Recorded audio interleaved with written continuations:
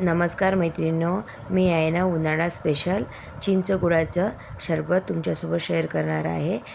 आता मी आहे ना एका बॉलमध्ये चिंच एक वाटी घेतलेली आहे आणि स्वच्छ धुवून घेतलेली आहे, तुम्ही बघू शकता।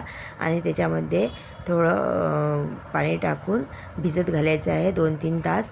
2-3 तासानंतर भिजल्यानंतर तुम्ही बघू शकता किती छान असे मऊ झालेली आहे।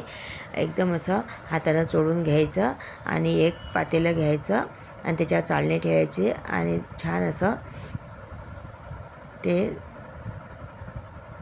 चाळून घ्यायचं आहे आपल्याला। तुम्ही बघू शकता असं चमच्याच्या सहाय्याने तुम्ही सर्व गर काढून घेऊ शकता आणि तो चोथा आहे ना आपण टाकून द्यायचा आहे। त्या काड्या असतात त्या निघून जातात आणि आपल्याला आहे ना आता हे गॅस न पेटवता आपल्याला तयार करायचं आहे।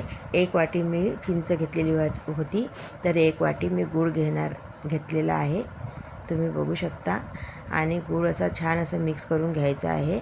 आपल्याला हे उकळवायचं नाही, गॅसवर ठेवायचं नाही, बिना गॅसचं आपल्याला हे बनवायचं आहे। छान असं विरघळून घ्यायचं आहे गूळ आणि चिंचेचा कोळ छान असा मिक्स करून घ्यायचा आहे, तुम्ही बघू शकता।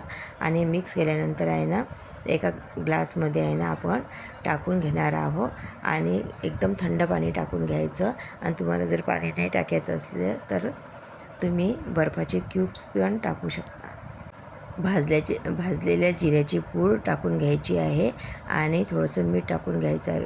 किती छान आपलं उन्हाळी स्पेशल चिंच गुळाचं सरबत झालेलं आहे। तुम्हाला जर माझी रेसिपी आवडली असेल तर सबस्क्राईब करा।